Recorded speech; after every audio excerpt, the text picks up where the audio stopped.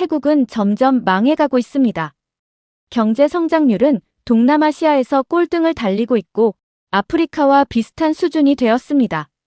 태국 정부의 실수로 인해 모든 게 망가지고 있습니다. 도대체 태국의 현 상황은 어떻게 흘러가고 있는 걸까요? 안녕하세요. 제 이름은 루비예요. 저는 어릴 때부터 경제에 관심이 많았고 특히 최근 들어 빠른 속도로 성장하는 동남아시아 경제에 매료되었죠.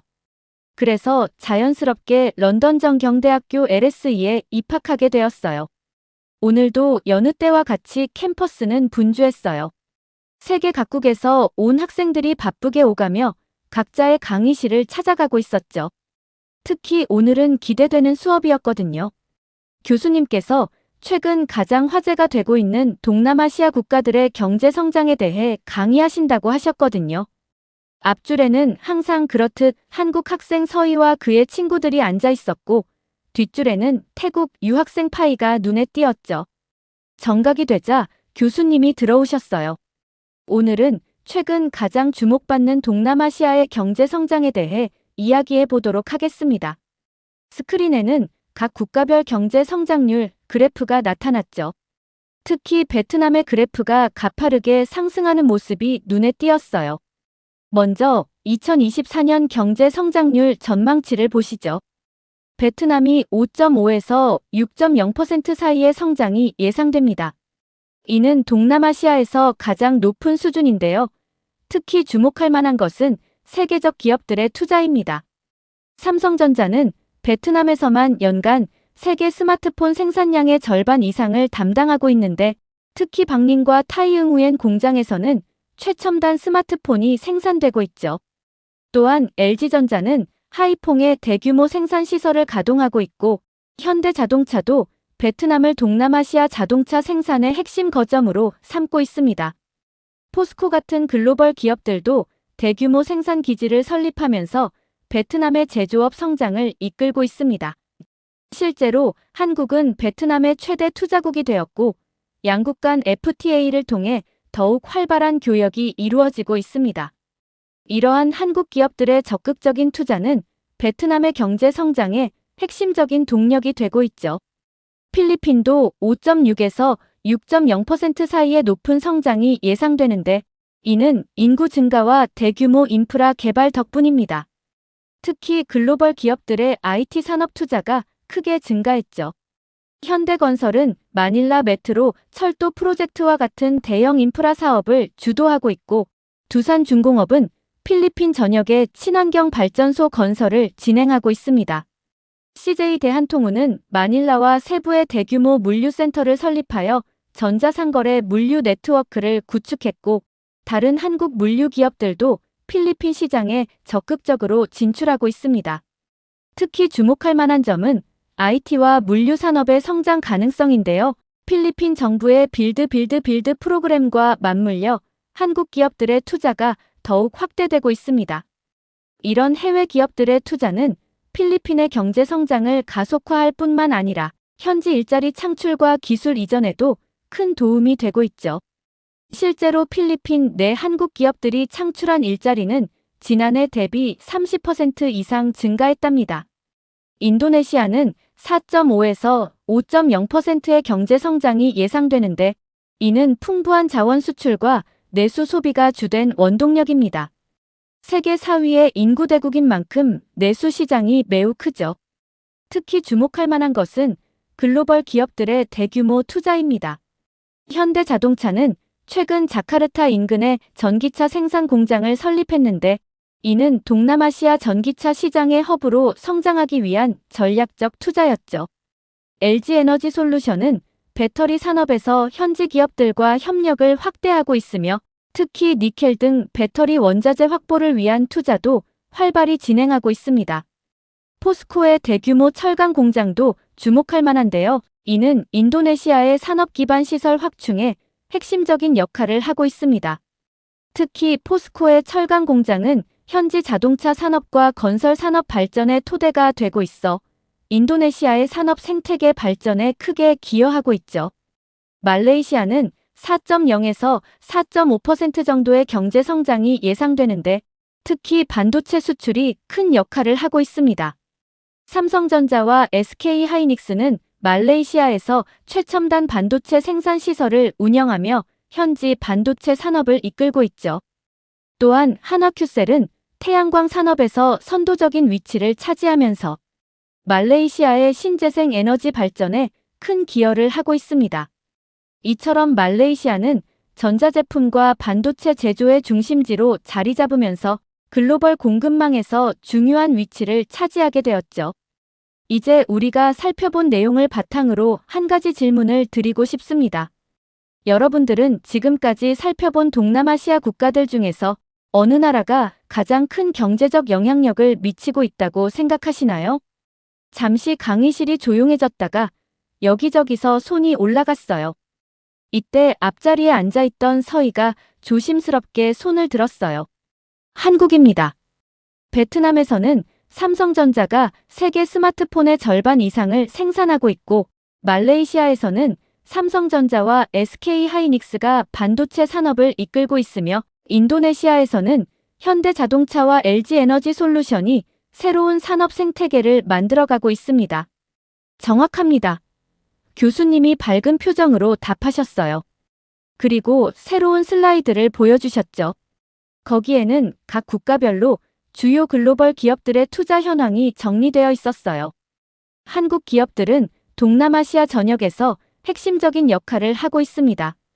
단순한 생산 기지를 넘어서 현지 산업 생태계 구축, 기술 이전, 일자리 창출 등 다양한 측면에서 기여하고 있죠.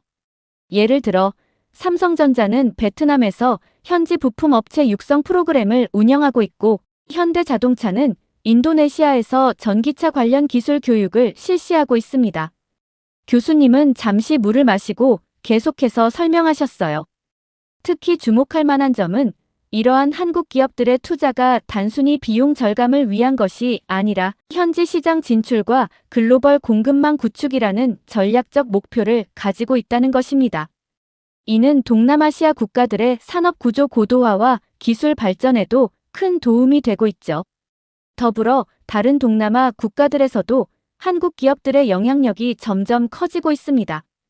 필리핀에서는 현대건설과 두산중공업이 대규모 인프라 프로젝트를 수행하고 있으며, 미얀마와 캄보디아에서도 한국 기업들의 진출이 활발히 이루어지고 있죠. 그러다 교수님의 표정이 살짝 굳어졌어요. 자, 우리가 아직 언급하지 않은 동남아시아 국가가 있는데요. 어떤 나라일까요? 한 학생이 조심스럽게 손을 들었죠. 태국입니다. 교수님의 표정이 순간 무거워졌어요. 네, 바로 태국입니다. 태국은 현재 2.3에서 2.8% 정도의 매우 낮은 성장률을 보이고 있어요. 이는 동남아시아 평균에 크게 못 미치는 수준일 뿐만 아니라 일부 아프리카 국가들의 성장률과 비슷한 수준이죠. 특히 관광업 의존도가 높은 태국의 경제 구조가 주요한 문제가 되고 있습니다. GDP의 약 20%를 차지하던 관광 수입이 최근 급감했는데요. 특히 한국인 관광객이 크게 줄어든 것이 큰 영향을 미쳤습니다. 교수님은 새로운 그래프를 보여주셨어요. 보시다시피 태국의 관광 수입은 2024년 대비 30% 이상 감소했습니다. 더 심각한 문제는 외국인 직접 투자 FDI의 감소인데요. 특히 한국의 주요 기업들이 태국에서 철수하거나 투자를 줄이고 있습니다. 삼성전자는 태국 내 생산 시설을 멕시코로 이전할 계획을 발표했고, 현대자동차도 당초 계획했던 전기차 공장 설립을 재검토하고 있죠. 교수님은 잠시 한숨을 쉬고 계속하셨어요. 태국 정부의 정책적 대응도 심각한 문제입니다. 패통탄 친나와 총리의 경제 정책은 일관성이 부족하다는 평가를 받고 있어요.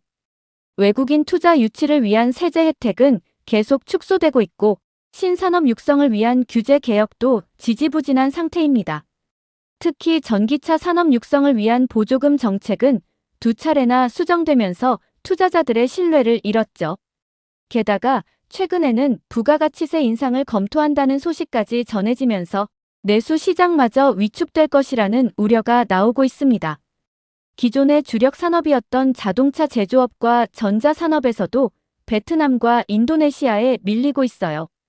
이처럼 태국 경제는 현재 구조적인 전환점을 맞이하고 있지만 뚜렷한 해결책을 찾지 못하고 있는 상황입니다. 강의실의 분위기가 무거워졌어요. 특히 태국 학생들의 표정이 어두워진 게 눈에 띄었죠. 조용해진 강의실에서 한 영국 학생이 조심스럽게 손을 들었어요. 교수님, 태국과 한국의 관계가 이렇게 악화된 이유가 무엇인가요? 교수님은 잠시 고민하시다가 말씀하셨어요. 최근 태국인들의 한국 불법 체류 문제가 심각해지면서 시작되었습니다. 한국 정부는 이에 대응해 태국인 입국 심사를 강화할 수밖에 없었죠. 이 과정에서 정상적인 여행객들도 불편을 겪게 되었고, 이것이 초기 갈등의 시작이었습니다. 교수님은 화면을 넘기시며 계속하셨어요. 불법 체류자들 중 일부가 마약 거래와 각종 범죄에 연루되면서 문제가 더욱 심각해졌습니다. 이는 한국 사회에 상당한 혼란을 가져왔죠. 하지만 불행히도 이 과정에서 태국 내 반한 감정이 급격히 커졌고, 이는 한국인 관광객들을 향한 적대적인 행동으로 이어졌습니다. 교수님의 목소리가 더욱 무거워졌어요. 더 안타까운 것은 이러한 감정이 태국 내 한국 기업에서 일하는 한국인 직원들에게까지 영향을 미쳤다는 점입니다. 일부 지역에서는 한국인 직원들이 불편을 겪었고, 이는 결국 한국 기업들의 투자 철수 결정에도 영향을 미쳤습니다. 그때였어요. 뒷자리에 앉아있던 태국 유학생 파이가 갑자기 손을 들었죠. 그녀의 얼굴은 붉게 상기되어 있었고 목소리도 약간 떨렸어요. 교수님, 잠깐만요. 태국은 동남아시아에서 가장 중요한 국가입니다. 우리는 다른 동남아시아 국가들보다 훨씬 더 발전했어요. 한국 기업들의 영향 따위는 미미하다고요. 파이는 자리에서 벌떡 일어났어요.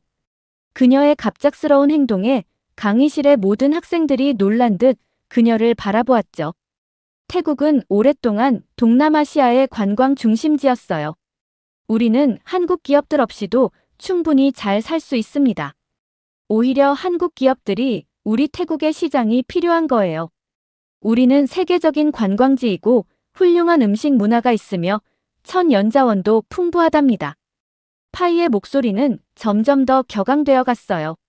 심지어 그녀의 손은 떨리고 있었죠. 게다가 우리는 식민 지배를 받은 적이 없는 유일한 동남아시아 국가예요.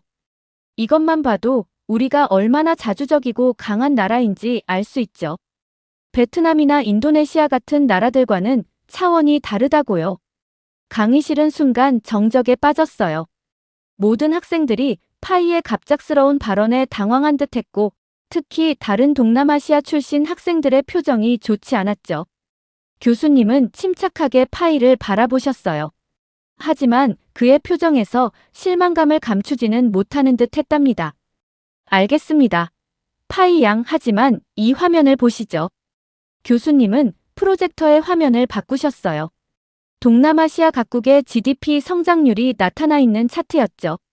파이 양, GDP 성장률을 보면 태국은 현재 동남아시아에서 가장 낮은 수준입니다.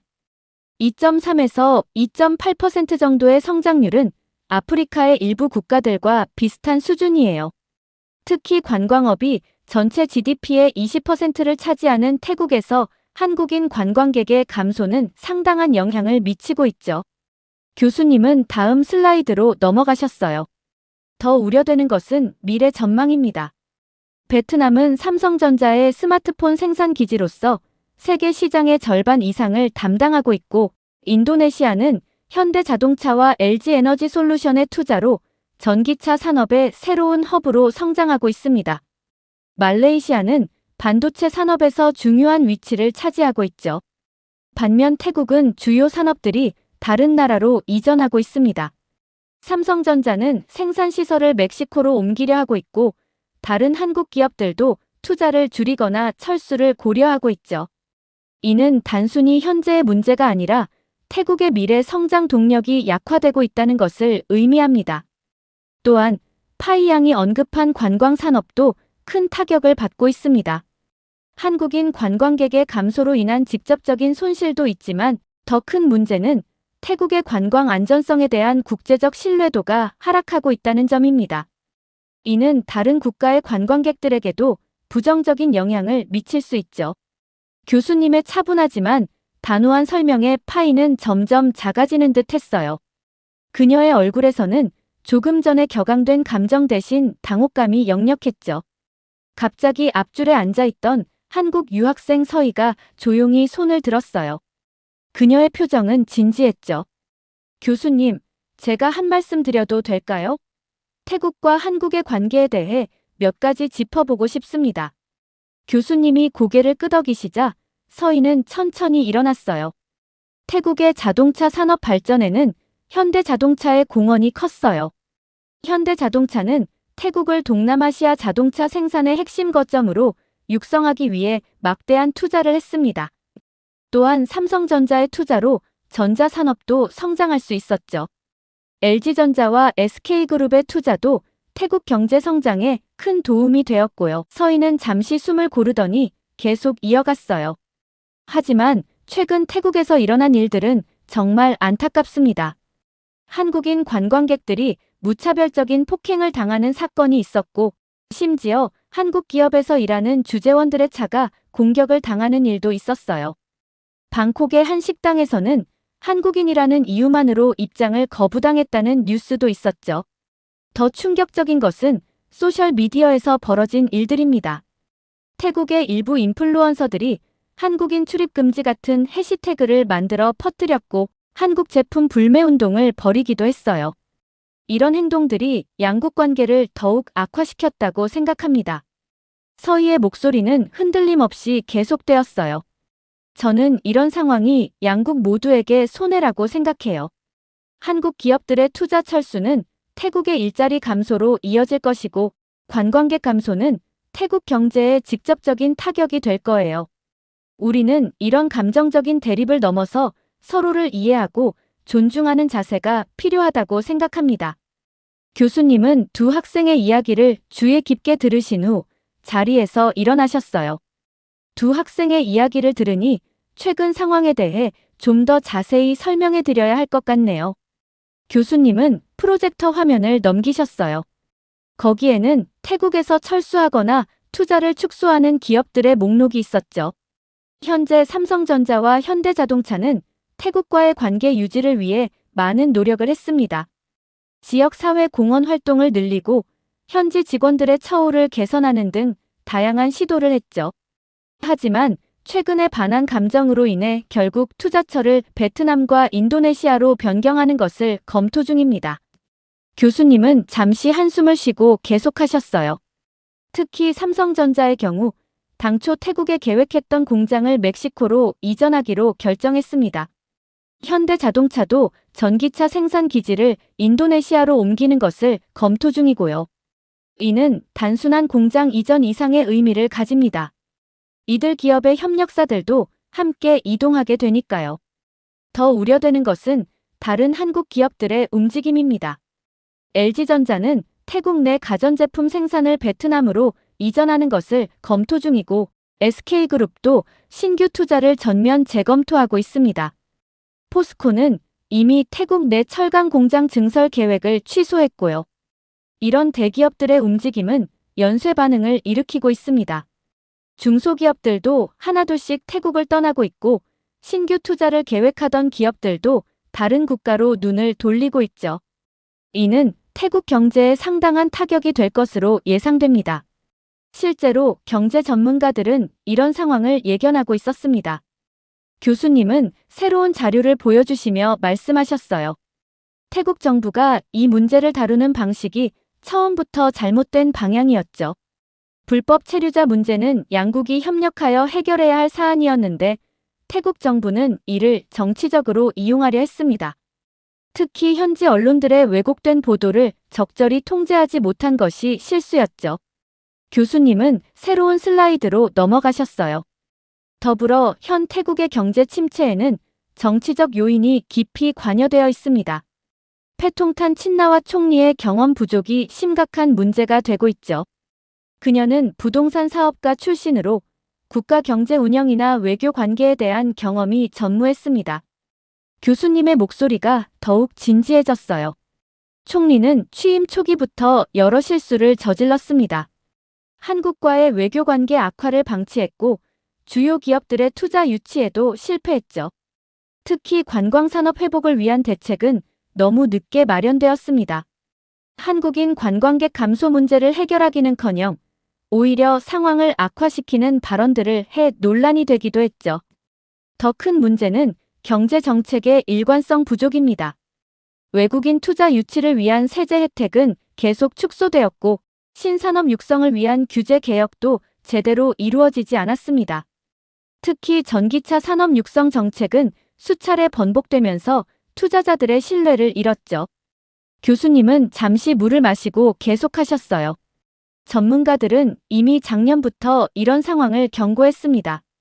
태국의 정치적 불안정성과 경제 정책의 혼란이 외국인 투자 이탈로 이어질 것이라고 예측했죠. 실제로 그 예측은 적중했고 현재 태국은 심각한 경제적 위기에 직면해 있습니다. 특히 한국과의 관계 개선을 위한 노력이 턱없이 부족했습니다. 다른 아세안 국가들은 한국 기업 유치를 위해 적극적인 외교를 펼쳤지만 태국은 오히려 반한 감정을 방치하거나 심지어 조장하는 듯한 모습을 보였죠.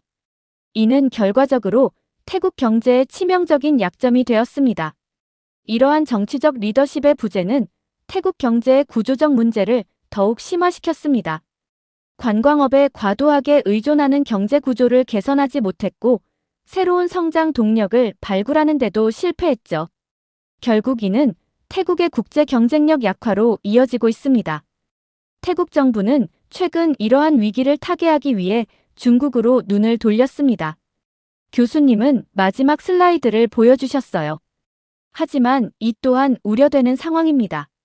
중국은 표면적으로는 매력적인 대안으로 보일 수 있습니다. 하지만 실제로는 더 큰 위험이 도사리고 있죠. 교수님은 새로운 그래프를 가리키며 설명을 이어가셨어요. 중국의 투자는 대부분 단기적 이익에 집중되어 있습니다. 이는 한국 기업들의 투자 방식과는 매우 다른 양상을 보이죠. 예를 들어 중국은 태국의 이시 동부경제회랑 프로젝트에 투자를 약속했지만 이는 단순한 인프라 건설에만 초점이 맞춰져 있습니다. 기술 이전이나 현지 산업 생태계 구축, 일자리 창출과 같은 장기적 발전 계획은 전혀 포함되어 있지 않죠. 게다가 중국의 경제 성장률이 3% 초반대로 크게 둔화되고 있어 태국이 기대하는 수준의 투자는 현실적으로 어려울 것으로 보입니다. 더 심각한 문제는 중국의 부채 함정입니다. 스리랑카의 경우 중국의 투자로 한반토타 항구를 건설했지만 결국 채무를 갚지 못해 99년 동안 중국의 항구 운영권을 넘겨야 했죠. 파키스탄도 중국 파키스탄 경제회랑 CPC 사업 이후 심각한 부채 위기에 직면했습니다. 현재 태국이 검토 중인 중국의 고속철도 사업도 비슷한 위험을 안고 있습니다. 초기 건설 비용은 중국이 부담하지만 이후 발생하는 막대한 운영 적자와 부채는 고스란히 태국의 몫이 될 수 있죠. 이는 태국의 재정 건전성을 심각하게 위협할 수 있는 요소입니다. 교수님의 말씀이 이어질수록 파이의 어깨는 점점 더 떨어졌어요. 그녀의 표정에는 충격과 실망감이 역력했죠. 결론적으로 태국은 현재 매우 중요한 기로에 서 있습니다. 한국과의 관계 악화로 인한 손실을 중국이 메워줄 것이라는 기대는 너무 순진한 생각일 수 있습니다. 오히려 더 큰 위험에 처할 수 있죠. 강의가 끝나갈 무렵 파이는 더 이상 고개를 들지 못한 채 자리에 앉아 있었어요. 그녀의 노트북 화면은 꺼진 지 오래였고 책상 위에 놓인 손은 여전히 떨리고 있었죠. 다른 학생들이 하나둘 강의실을 빠져나가는 동안 파이는 혼자 자리에 남아 깊은 생각에 잠겨 있었답니다. 강의가 끝나고 강의실을 나서면서 저는 깊은 생각에 잠겼어요. 오늘 강의는 단순한 경제 수업 이상의 의미가 있었죠. 한 국가의 경제가 얼마나 섬세한 균형 위에 서 있는지, 그리고 국가 간의 관계가 얼마나 중요한지를 분명하게 보여주었으니까요. 이렇게 반한 감정 때문에 경제적으로 위기를 맞게 된 태국의 사연 어떻게 들으셨나요? 동남아시아에서 한국 기업들의 영향력을 보니 한국의 기업들이 새삼 대단하다는 것을 깨달았고, 한국이 등을 돌리자 태국 경제가 무너지는 내용을 알게 되니 한국의 파급력을 알게 되었습니다. 여러분들의 의견은 어떠신가요? 다양한 의견을 댓글을 통해 공유해주세요. 긴 영상 시청해주셔서 감사드리고 구독과 좋아요 부탁드립니다. 태국의 총리와 중국의 주석이 정상회의에서 만났습니다. 이들은 서로의 국가를 위해 무언가를 약속하는데요. 하지만 태국 전문가들의 의견은 한국을 의식한 행동을 보여준 태국 총리를 비판합니다. 도대체 어떤 일이 있었던 걸까요? 안녕하세요. 저는 보스턴 대학교 국제관계학과 3학년에 재학 중인 에바입니다. 평소처럼 국제관계학 수업을 들으러 교실에 들어섰을 때 저는 오늘이 특별한 날이 될 거라고는 생각도 못했죠. 저는 늘 수업 전에 친구들과 이런저런 이야기를 나누곤 했지만 오늘은 교수님의 표정이 평소와는 달라 보여서 조용히 수업을 기다렸어요. 여러분, 오늘은 매우 중요한 주제를 다루려고 합니다. 교수님은 평소와 달리 무거운 표정으로 말씀을 시작하셨어요. 보통 유머러스한 분위기로 수업을 시작하시던 교수님의 모습과는 달랐죠. 최근 아시아에서 일어나고 있는 매우 흥미로운 사례를 살펴보려고 해요. 한국과 태국, 그리고 중국 사이의 관계 변화에 대해서죠. 교수님의 말씀에 옆자리의 미니와 누차라가 살짝 긴장한 듯한 표정을 지었어요. 저는 그들의 표정 변화를 놓치지 않았죠. 2023년 태국은 관광업 호황을 누렸습니다. 특히 한국인 관광객이 큰 역할을 했죠. 무려 122만 명이 넘는 한국인들이 태국을 방문했어요. 여러분, 이게 얼마나 큰 숫자인지 아시나요? 이는 하루 평균 3,300명 이상의 한국인이 태국을 방문했다는 의미입니다. 방콕의 거리는 한국어 간판으로 가득했고 파타야와 푸켓의 해변에서는 한국인 관광객들의 웃음소리가 끊이지 않았죠. 한국 예능 프로그램에서 태국 여행이 다뤄질 때마다 관광객이 급증했고 SNS에서는 태국 여행 인증샷이 트렌드가 되곤 했어요. 저는 옆자리의 미니를 힐끗 바라봤어요. 그녀는 고개를 끄덕이며 교수님의 말씀에 동의하는 듯 했죠. 하지만 2024년 상황이 극적으로 바뀌게 됩니다. 오늘 우리는 이 변화의 원인과 그 영향, 그리고 현재 진행되고 있는 새로운 움직임에 대해 이야기를 나눠볼 거예요. 교수님은 프로젝터를 켜시며 화면에 그래프를 띄우셨어요. 그래프는 2023년과 2024년의 극명한 차이를 보여주고 있었죠. 이제부터 우리가 나눌 이야기는 단순한 관광 산업의 변화가 아닙니다. 이는 국가 간의 관계가 어떻게 형성되고 깨지고 또 변화하는지를 보여주는 훌륭한 사례가 될 거예요. 먼저 이 그래프를 보시죠. 2023년 11월부터 시작된 급격한 하락세. 이건 단순한 우연이 아닙니다. 저는 그래프의 날카로운 하락 곡선을 유심히 바라봤어요. 옆자리 태국 학생 누차라가 불편한 듯 몸을 살짝 움직였죠. 2023년 11월 28일 방콕에서 인천으로 향하는 한 항공편에서 모든 일이 시작됐어요. 태국인 관광객 20명이 입국 심사 과정에서 별도 신문실로 안내됐고 7시간이 넘는 조사를 받았죠. 교수님은 화면을 넘기시며 당시 상황이 담긴 사진들을 보여주셨어요. 공항 대기실에서 지쳐 보이는 태국인들의 모습, SNS에 올라온 분노에 찬 게시물들이 이어졌죠. 이들 중 5명은 결국 입국이 거부됐어요. 인솔자였던 수파폰 씨의 SNS 게시물이 화제가 되면서 상황은 걷잡을 수 없이 커졌죠. 우리는 마치 범죄자처럼 취급받았다는 그녀의 글은 24시간 만에 10만 회 이상 공유됐어요.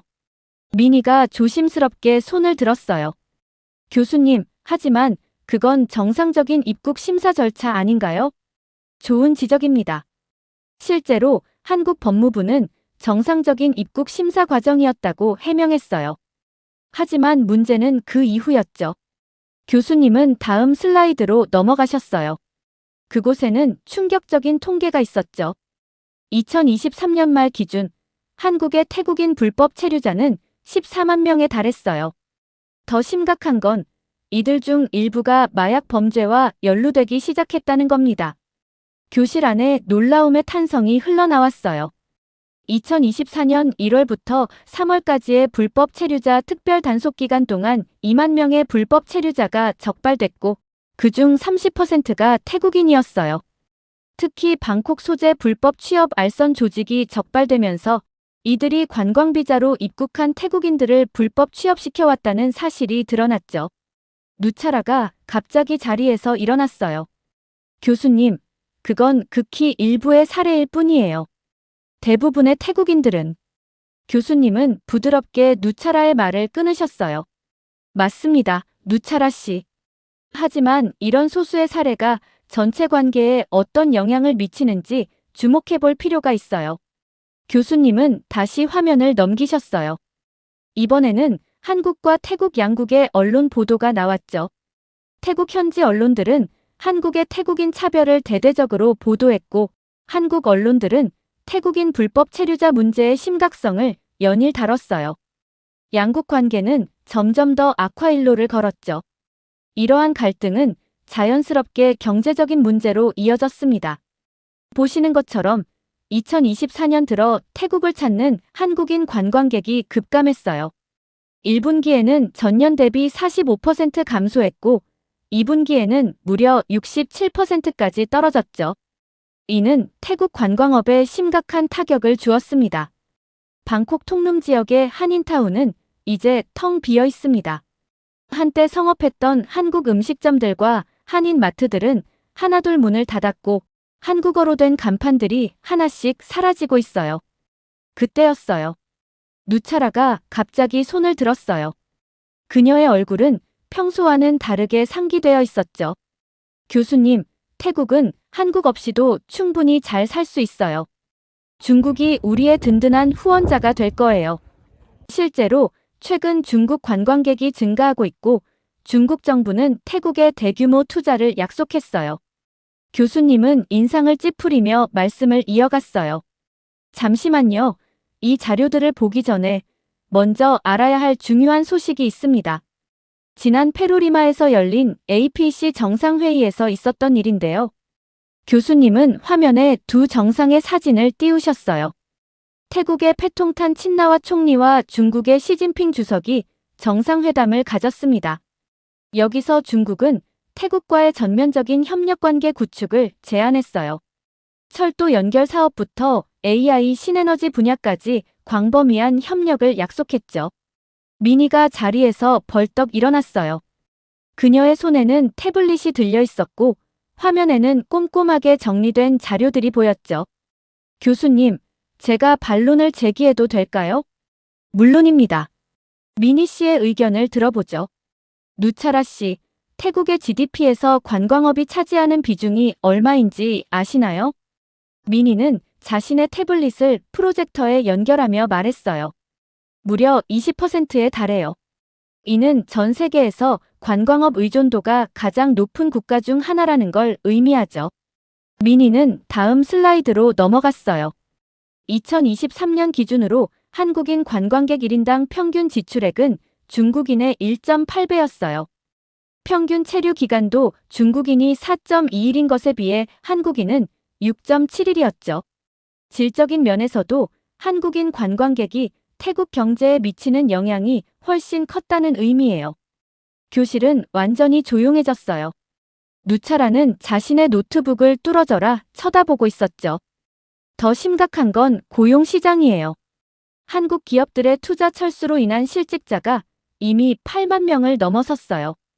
삼성전자의 태국 법인 구조 조정으로 방콕 인근 공단에서만 3천 명이 일자리를 잃었고 현대자동차 협력업체들의 태국 철수로 추가로 5천 명이 실직했죠.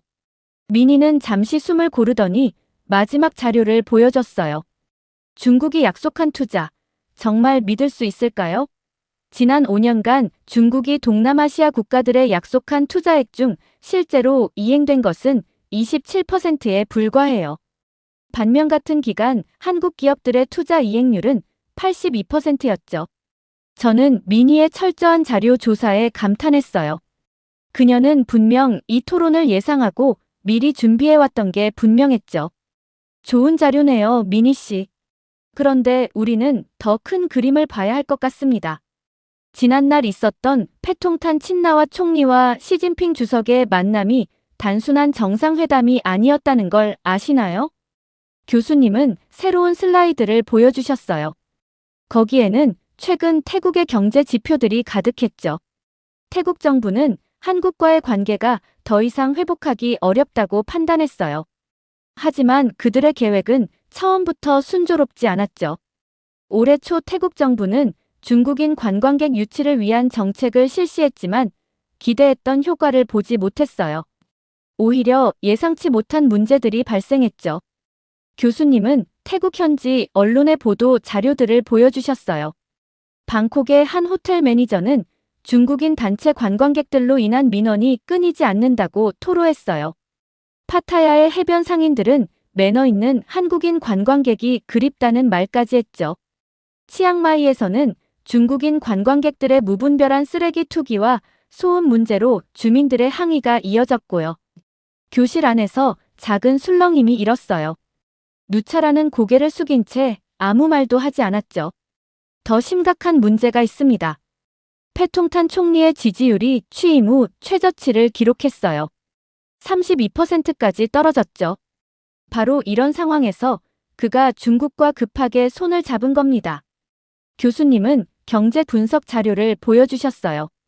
전문가들은 한국과 중국을 단순 비교하는 것 자체가 무의미하다고 지적합니다. 왜냐하면 한국이 빠져나간 자리를 중국이 단순히 메울 수 있는 게 아니기 때문이죠. 구체적으로 살펴볼까요? 첫째, 기술 이전과 산업 협력의 문제입니다. 삼성전자는 방콕 인근 공단에서 127개의 태국 중소기업들과 상생 협력 프로그램을 운영해왔어요.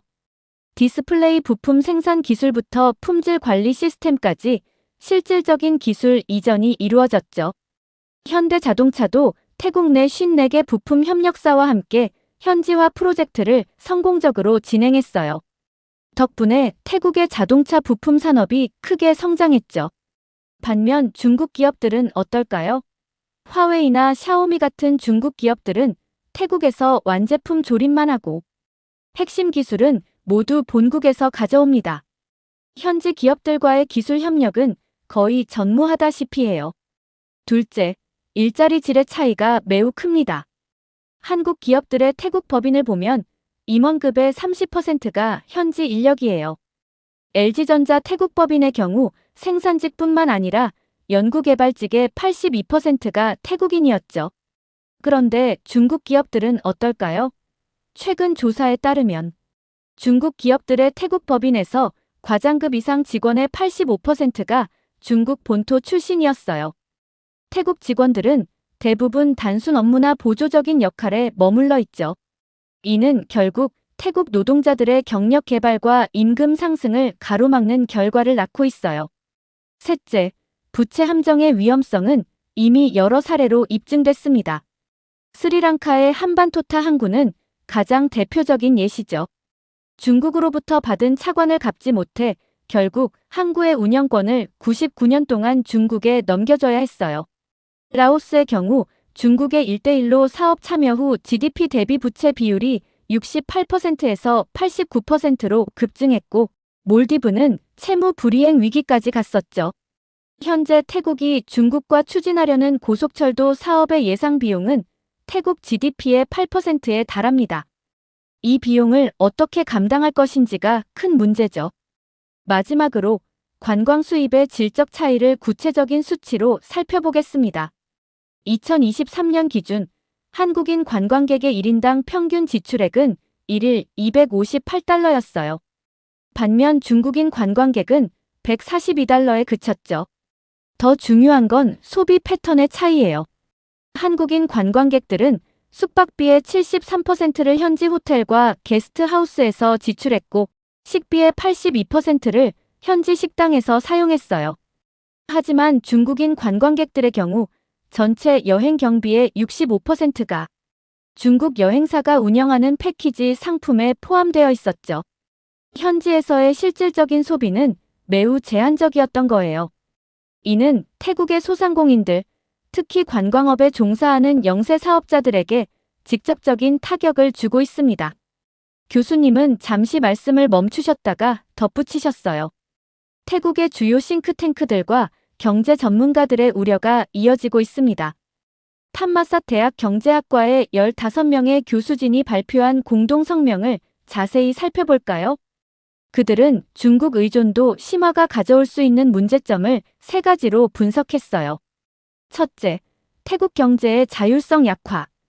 둘째, 현지 산업 생태계 붕괴 위험성. 셋째, 국가 안보 측면의 취약성이죠. 교수님은 화면에 각종 보고서들을 띄우셨어요. 방콕 상공회의소가 발표한 2024 태국 경제위기 분석 보고서도 주목할 만해요. 보고서에 따르면 한국 기업들의 철수로 인한 경제적 손실이 연간 약 120억 달러에 달할 것으로 예측됩니다. 특히 전자제품 수출과 자동차 부품 산업이 큰 타격을 받을 것으로 보여요. 태국 국립개발연구원 TDRI의 분석은 더욱 충격적입니다. 그들의 연구에 따르면 현재 태국의 중소기업 중 42%가 한국 기업들과 직간접적으로 연관되어 있어요.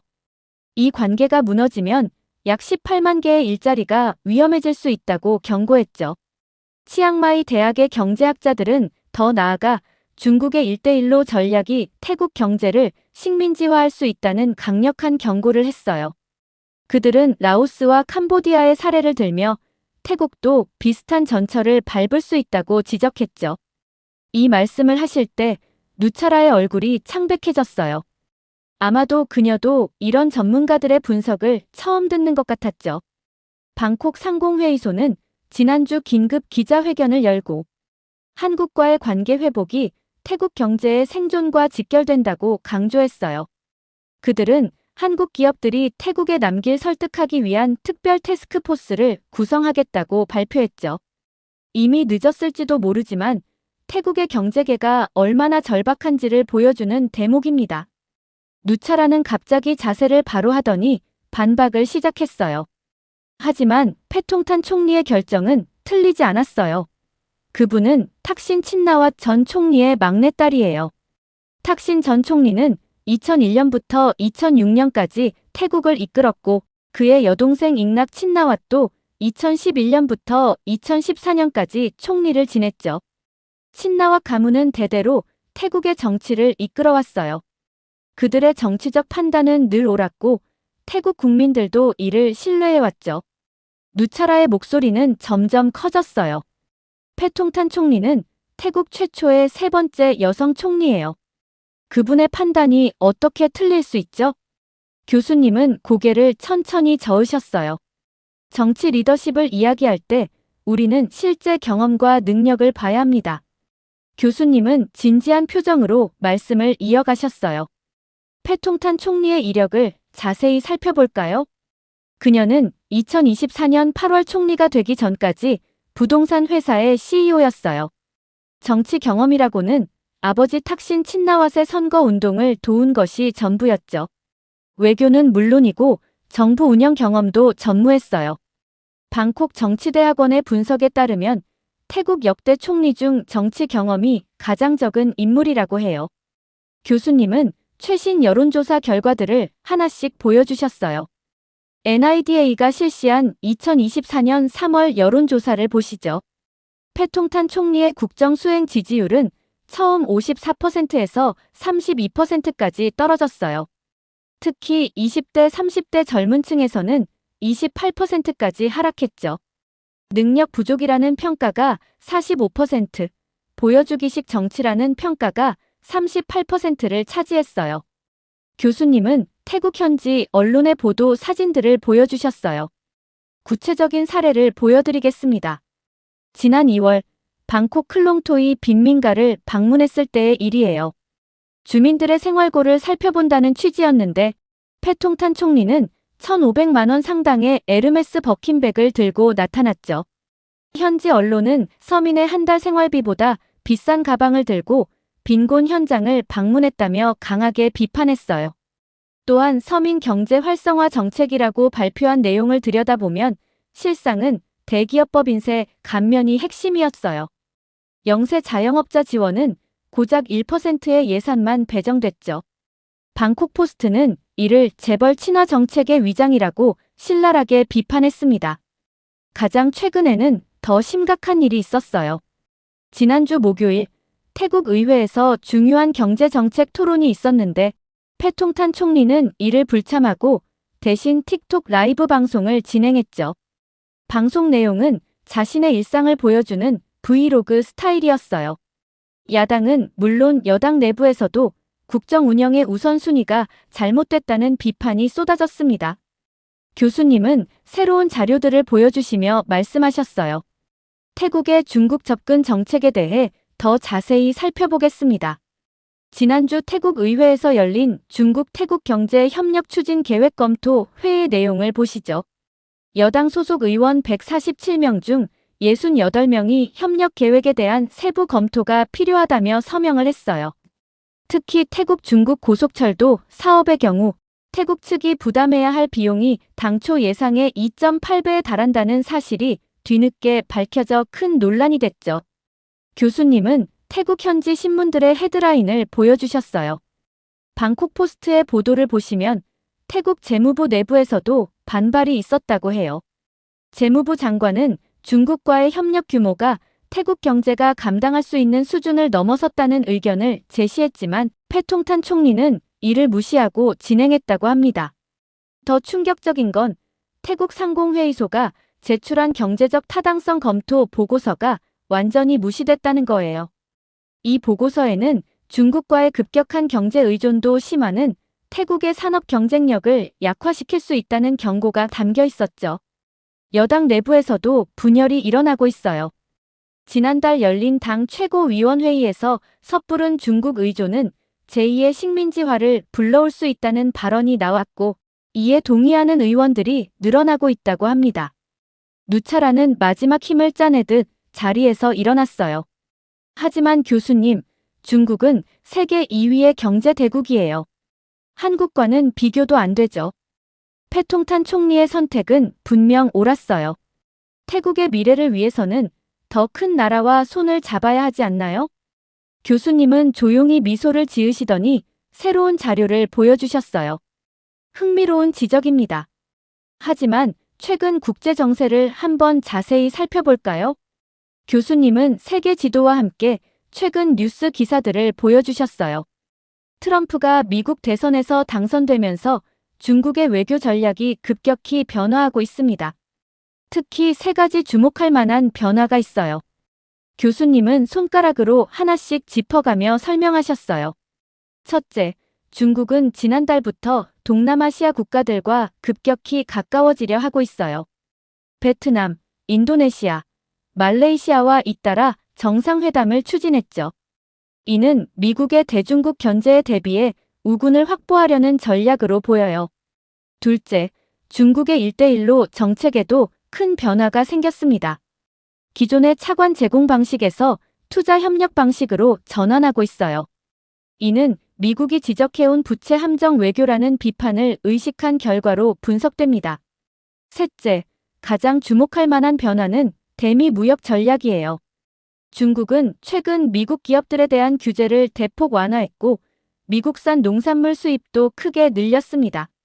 이는 트럼프 행정부의 강경한 대중국 정책을 완화하려는 시도로 보이죠.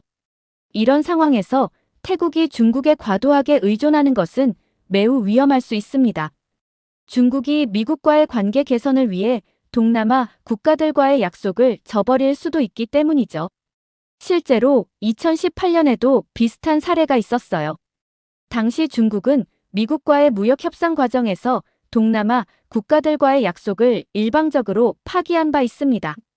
교수님은 경제 지표들을 하나씩 짚어가셨어요. 게다가 한국의 경제력을 단순히 GDP 순위로만 평가하면 안 됩니다. 반도체, 배터리, 문화 콘텐츠 등 핵심 산업에서 한국은 세계 최고 수준이에요.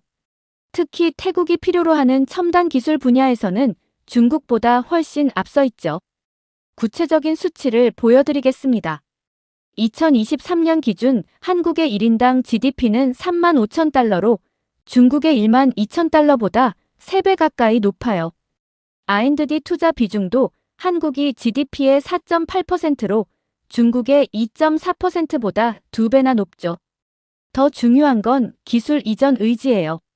한국은 지난 40년간 태국의 산업화를 실질적으로 도운 유일한 나라입니다.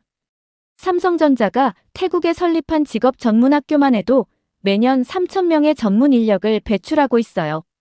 누차라는 이제 완전히 할 말을 잃은 듯 했어요. 그녀의 어깨가 축 처진 것이 보였죠. 강의가 끝나고 교실을 나서면서 저는 오늘 배운 것들을 곱씹어 보았어요. 국가 간의 관계는 단순히 경제 규모나 정치적 영향력만으로 판단할 수 없다는 걸 깨달았죠. 진정한 동반자 관계는 서로를 이해하고 존중하며 함께 성장할 수 있는 토대가 있을 때 가능하다는 것을요. 이렇게 한국이 사라지자 중국과 손을 잡게 된 태국의 사연 어떻게 들으셨나요? 전문가들이 한국과 중국을 비교한 분석을 보면 한국이 정말 대단한 나라라고 생각이 들었습니다. 또 태국 시민들은 한국을 그리워한다는 이야기를 듣고 한국인들이 해외에서도 높은 평가를 받는 사실에 놀라게 되었는데요. 여러분들의 의견은 어떠신가요? 다양한 의견을 댓글을 통해 공유해주세요. 긴 영상 시청해주셔서 감사드리고 구독과 좋아요 부탁드립니다. 한국의 추석과 중국의 중추절은 비교할 수 없는 거 아닌가요? 중국의 중추절이 훨씬 큰 행사이고 한국과는 비교가 안 됩니다. 강의실에서 한 학생이 소리치며 이야기하고 있습니다. 그러자 교수는 중국의 애국심 감시단에 관한 이야기를 하고 이내 강의실은 충격에 빠지게 됩니다. 도대체 교수가 말한 애국심 감시단은 무엇일까요?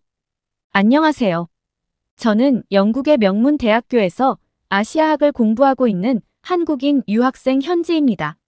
오늘은 제가 경험한 특별한 수업 시간에 대해 이야기해 드리고 싶어요. 전 강의실에 도착해서 수업을 기다리고 있었죠. 자, 여러분. 오늘은 아시아의 주요 명절에 대해 이야기를 나눠볼 거예요. 수업이 시작되자 교수님께서 말씀하셨습니다. 교수님은 아시아 문화에 대한 해박한 지식으로 유명한 분이셨죠. 특히 오늘은 동아시아의 대표적인 추수 명절인 중국의 중추절과 한국의 추석을 비교해 보도록 하겠습니다. 교수님의 말씀에 강의실 전체가 집중했어요. 저도 귀를 쫑긋 세웠죠. 한국인으로서 추석에 대해 잘 알고 있다고 생각했지만 중국의 중추절과 비교해 듣는 것은 처음이었거든요. 먼저 두 명절 모두 음력 8월 15일에 지내는 추수감사절이에요. 보름달이 뜨는 날을 기념하죠. 하지만 세부적인 풍습에는 차이가 있답니다. 교수님은 칠판에 두 명절의 특징을 나열하기 시작하셨어요. 중추절의 경우 월병이라는 둥근 과자를 먹는 풍습이 있어요. 이는 가족의 화합과 단결을 상징하죠. 반면 한국의 추석에는 송편이라는 반달 모양의 떡을 먹습니다. 둘 다 달의 모양과 연관이 있지만 그 의미와 모양이 조금 다르답니다. 또한 중추절에는 등불 축제가 열리는 경우가 많아요. 밤하늘을 수놓는 아름다운 등불들이 장관을 이룬다고 하죠. 한국의 추석에는 이런 풍습이 없지만 대신 조상에게 차례를 지내고 성묘를 가는 풍습이 있습니다. 교수님의 설명이 이어질 때마다 강의실은 감탄사로 가득 찼어요. 아시아 문화에 관심 있는 학생들에게는 정말 흥미진진한 주제였나 봐요.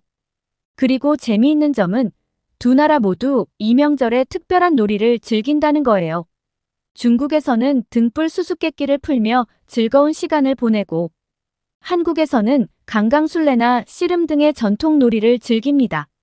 마지막으로 두 명절 모두 가족이 모여 조상에게 감사를 표하고 풍성한 수확을 기원하는 의미가 있어요.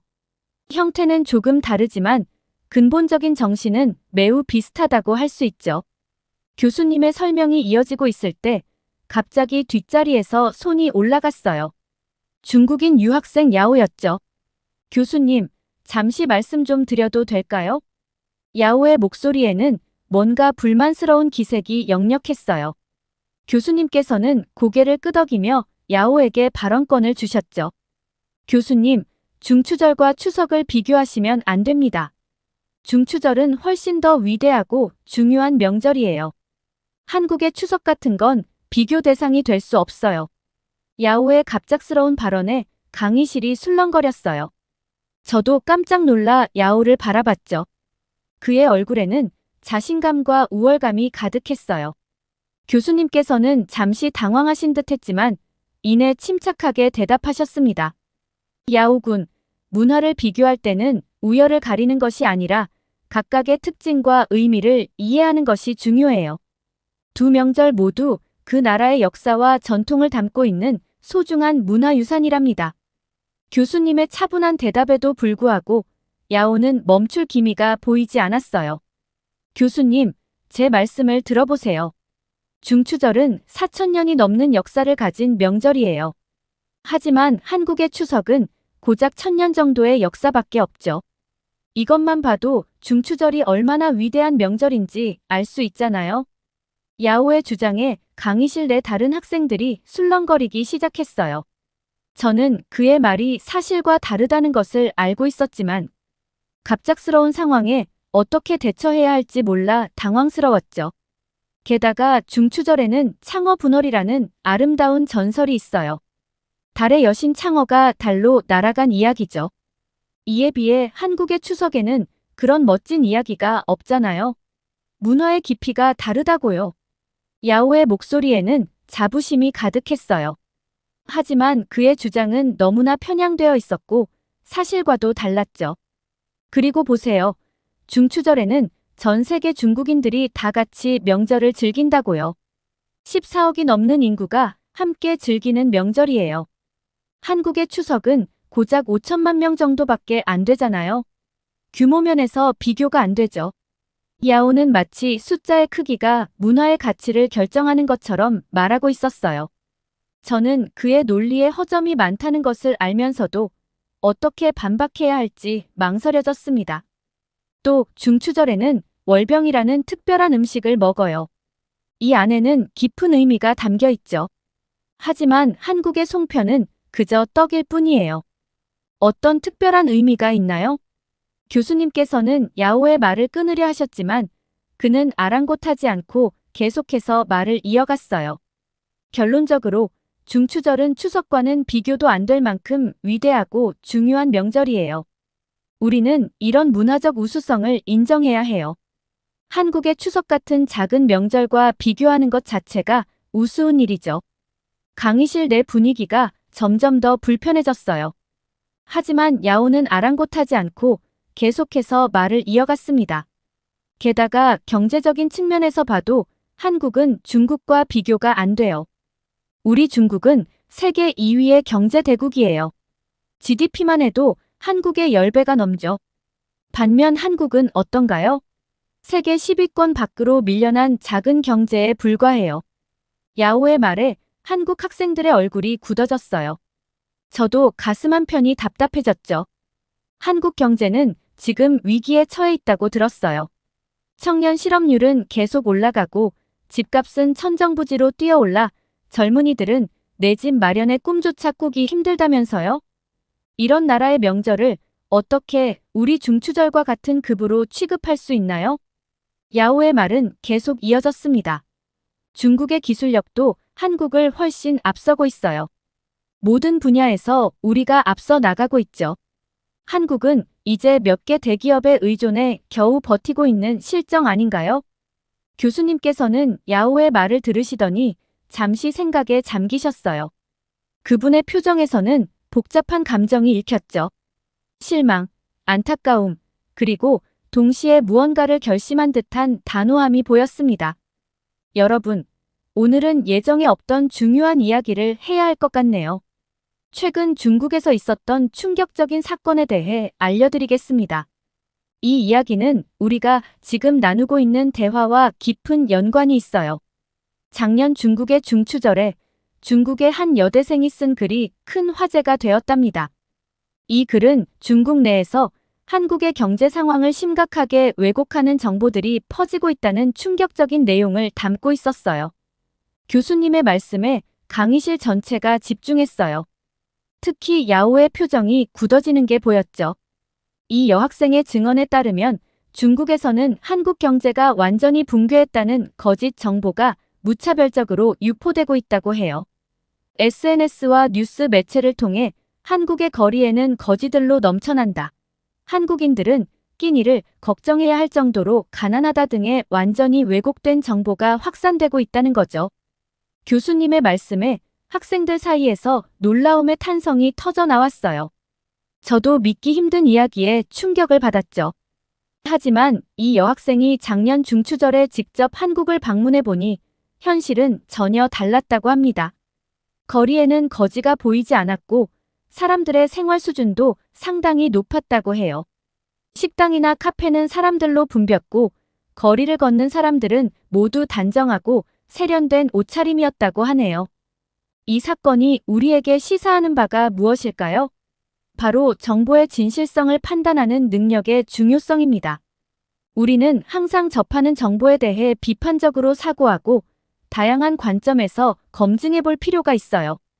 야오 군이 앞서 말한 것처럼 중추절은 분명 오랜 역사와 풍부한 문화적 가치를 지닌 중요한 명절입니다. 하지만 그렇다고 해서 다른 문화의 명절을 폄하하거나 무시해서는 안 돼요. 각 문화는 그 나름의 고유한 가치와 의미를 지니고 있기 때문이죠. 이제 우리가 앞서 언급했던 중국 여대생의 증언으로 돌아가 보겠습니다. 그녀가 목격한 한국의 모습은 중국에서 알려진 것과는 매우 달랐다고 해요. 교수님께서는 계속해서 설명을 이어가셨습니다. 특히 주목할 만한 점은 인프라에 관한 부분입니다. 중국에서 퍼지고 있는 한국 인프라 붕괴 관련 영상들 대부분이 조작된 것이라고 해요. 실제로 한국의 인프라는 매우 양호한 상태라고 합니다. 이 말을 들은 야오가 또다시 끼어들었습니다. 그의 목소리에는 여전히 자신감이 넘쳤어요. 하지만 우리 중국의 지하철이 훨씬 좋아요. 한국 같은 작은 나라와는 비교도 안 돼요. 교수님께서는 고개를 저으셨습니다. 사실은 그렇지 않아요, 야오군. 이 여학생의 증언에 따르면 한국과 중국의 지하철 시설은 한국이 훨씬 좋다고 합니다. 다만 한국은 음식 반입을 허용하는데도 더 깨끗하게 유지되고 있다고 해요. 그리고 한국 지하철만의 특별한 점들이 몇 가지 더 있더군요. 특히 한국의 지하철 환승 시스템은 세계적으로도 유명하다고 합니다. 서울 지하철의 경우 복잡한 노선들 사이를 쉽게 환승할 수 있도록 설계되어 있어요. 환승 구간에는 방향을 안내하는 컬러 라인이 바닥에 그려져 있어 외국인들도 쉽게 길을 찾을 수 있답니다. 게다가 한국 지하철의 와이파이 서비스도 매우 뛰어나다고 해요. 모든 역사와 전동차 안에서 무료 와이파이를 이용할 수 있어 이동 중에도 끊김없이 인터넷을 사용할 수 있다고 합니다. 또한 한국 지하철의 안전 시스템도 매우 발달되어 있다고 해요. 모든 승강장에 스크린 도어가 설치되어 있어 안전사고를 예방하고 있죠. 그리고 비상시 대피할 수 있는 탈출 시설도 잘 갖춰져 있다고 합니다. 그리고 가장 인상적인 점은 한국 지하철의 문화적인 면이라고 해요. 일부 역사에는 작은 도서관이나 미술 전시관이 있어 출퇴근길의 문화생활을 즐길 수 있답니다. 심지어 일부 역에서는 정기적으로 버스킹 공연도 열린다고 하더군요. 강의실 전체가 감탄사를 내뱉었어요. 지하철이 단순한 교통수단을 넘어 문화공간이 될 수 있다는 사실에 모두가 놀란 것 같았죠. 마지막으로 한국 지하철의 정시성과 배차 간격도 매우 뛰어나다고 합니다. 특히 출퇴근 시간대에는 2~3분 간격으로 전동차가 운행되어 긴 대기 시간 없이 목적지로 이동할 수 있다고 해요. 야오의 얼굴이 붉어졌어요. 그는 뭔가 말하려다 그만두고 자리에 앉았죠. 교수님께서는 계속해서 설명을 이어가셨습니다. 이 여학생의 증언에 따르면 한국의 지하철은 매우 효율적이고 정확했다고 합니다. 특히 놀라웠던 점은 지하철역 안내 시스템이 한국어뿐만 아니라 영어, 중국어, 일본어로도 제공된다는 거예요. 이는 외국인 관광객들을 위한 배려라고 하더군요. 저는 고개를 끄덕였어요. 한국에서 자란 저로서는 당연하게 여겼던 것들이 다른 나라 사람들에게는 놀라운 경험일 수 있다는 걸 새삼 깨달았죠. 또한 한국의 버스 시스템도 매우 발달되어 있다고 해요. 실시간으로 버스 위치를 추적할 수 있는 앱이 있어서 승객들이 정확한 대기 시간을 알 수 있다고 합니다. 이런 시스템은 중국의 많은 도시에서는 아직 찾아보기 힘들다고 하더군요.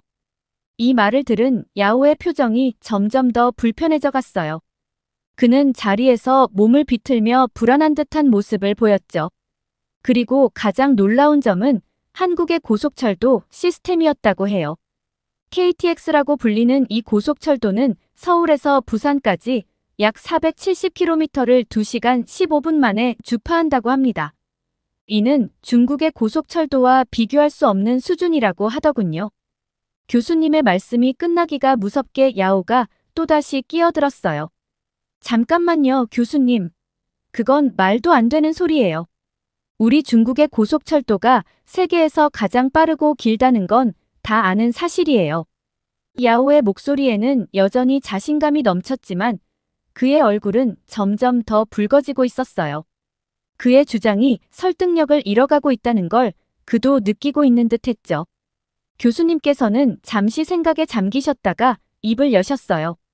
그리고 또 하나 흥미로운 점이 있어요. 중국에서는 자국의 높은 비만율을 경제적 우위의 증거로 여기는 경향이 있다고 해요.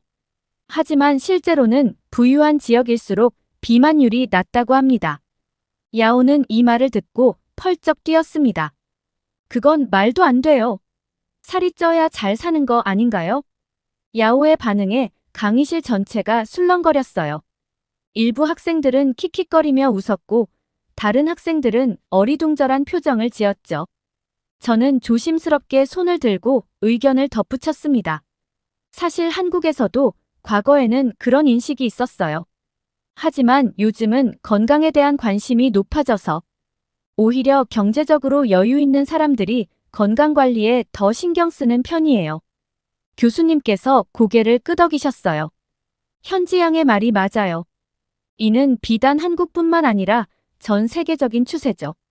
경제가 발전할수록 건강에 대한 인식이 높아지고 이는 생활 습관의 변화로 이어집니다. 야오는 혼란스러운 표정을 지으며 말했어요. 하지만 그럼 우리나라의 높은 비만율은 뭘 의미하는 건데요? 교수님께서는 부드러운 목소리로 대답하셨어요. 그건 복잡한 문제예요, 야오군. 단순히 경제력만으로 설명할 수 있는 게 아니랍니다.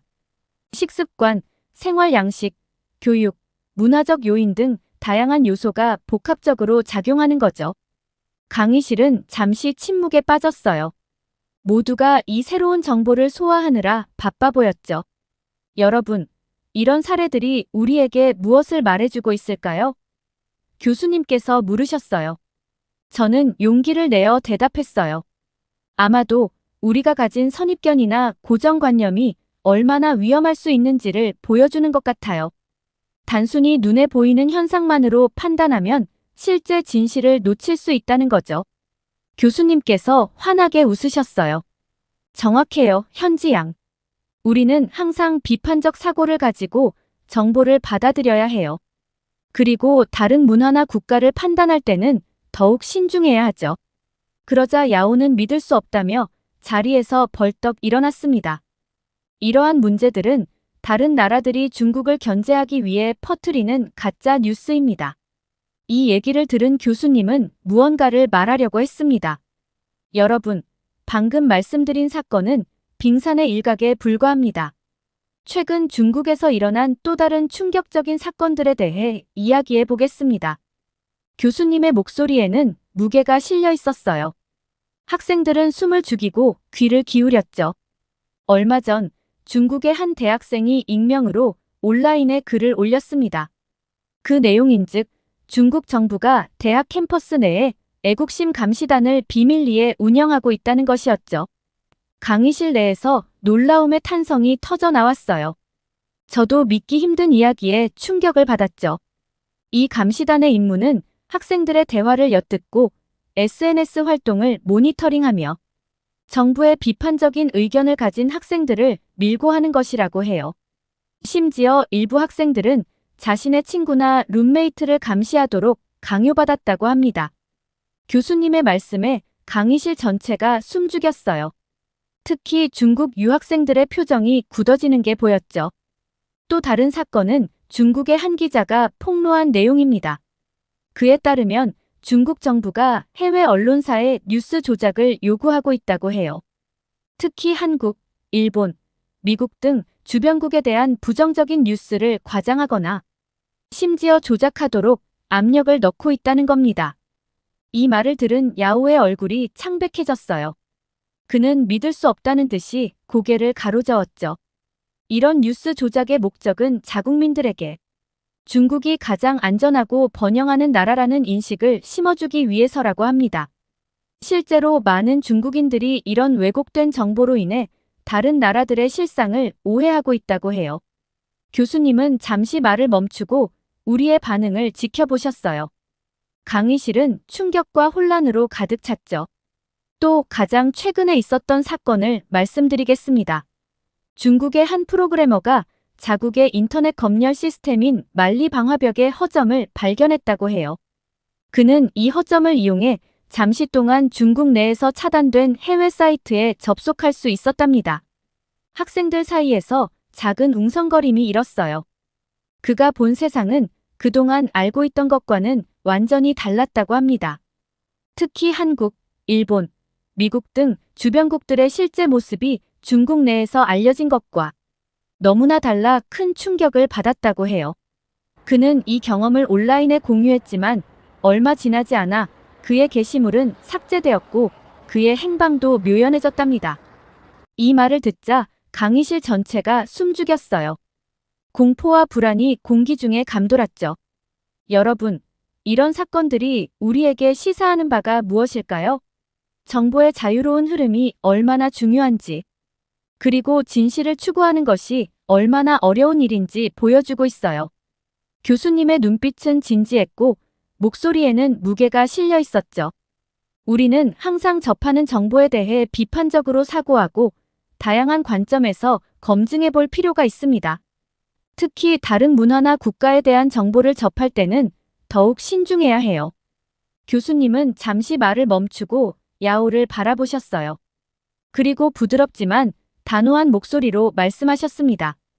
야오군, 중추절과 추석을 비교하며 우열을 가리려는 시도는 적절하지 않아요. 각 문화의 명절은 그 나라의 역사와 전통, 그리고 사람들의 마음이 담긴 소중한 유산입니다. 어느 쪽이 더 위대하다고 말할 수 없어요. 야오의 얼굴이 붉어졌지만 여전히 고집스러운 표정이었어요. 교수님은 계속해서 말씀하셨습니다. 우리는 각자의 문화와 명절을 존중해야 해요. 그것이 진정한 국제화 시대를 살아가는 우리의 자세입니다. 서로의 다름을 인정하고 이해하려 노력할 때 우리는 더 넓은 세계를 볼 수 있게 되죠. 하지만 야오는 여전히 믿을 수 없다는 듯한 표정이었어요. 그는 고개를 저으며 말했습니다.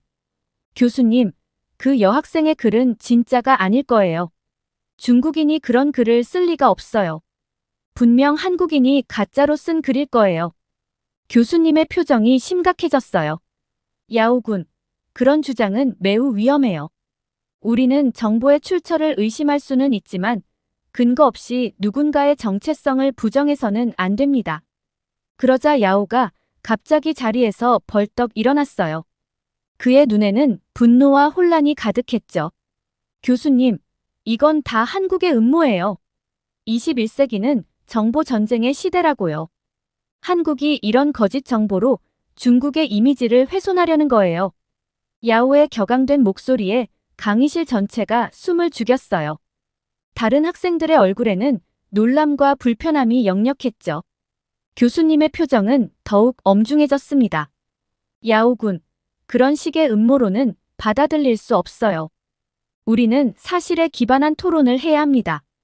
근거 없는 주장으로 다른 나라를 비방하는 것은 학문적 태도가 아니에요. 교수님의 단호한 어조에 야오는 잠시 주춤했지만 곧 마지막 필사적인 주장을 펼쳤어요. 그렇다면 우리는 구글이나 유튜브 같은 외국 플랫폼을 사용하지 말아야 해요. 그런 곳들은 위험해요. 우리는 IP 우회 같은 것도 하지 말아야 해요. 야오의 목소리에는 절박함이 묻어 있었어요. 그의 주장이 받아들여지지 않자 더욱 극단적인 주장을 펼치는 것 같았죠. 교수님은 깊은 한숨을 내쉬셨어요. 그분의 눈에는 안타까움과 동시에 결연한 의지가 보였습니다. 야오군, 정보를 차단하는 것이 해결책이 될 순 없어요. 오히려 다양한 정보를 접하고 비판적으로 사고하는 능력을 기르는 것이 중요합니다. 우리는 열린 마음으로 세상을 바라보고 다양한 관점을 이해하려 노력해야 해요. 교수님의 말씀에 강의실은 깊은 침묵에 빠졌어요. 야오는 더 이상 할 말을 잃은 듯 자리에 털썩 주저앉았습니다. 그의 표정에는 혼란과 부끄러움, 그리고 약간의 깨달음이 뒤섞여 있었어요. 이 순간 저는 문화적 편견과 고정관념을 극복하는 것이 얼마나 어려운 일인지, 그리고 동시에 얼마나 중요한 일인지를 깊이 깨달았습니다.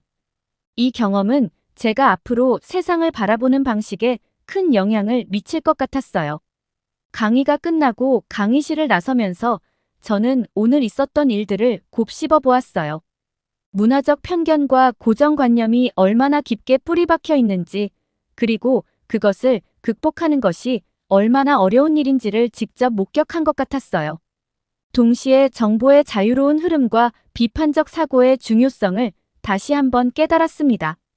우리가 접하는 모든 정보를 의심하고 검증해야 한다는 것, 그리고 다른 문화와 국가를 이해하려는 노력이 얼마나 중요한지를 말이에요.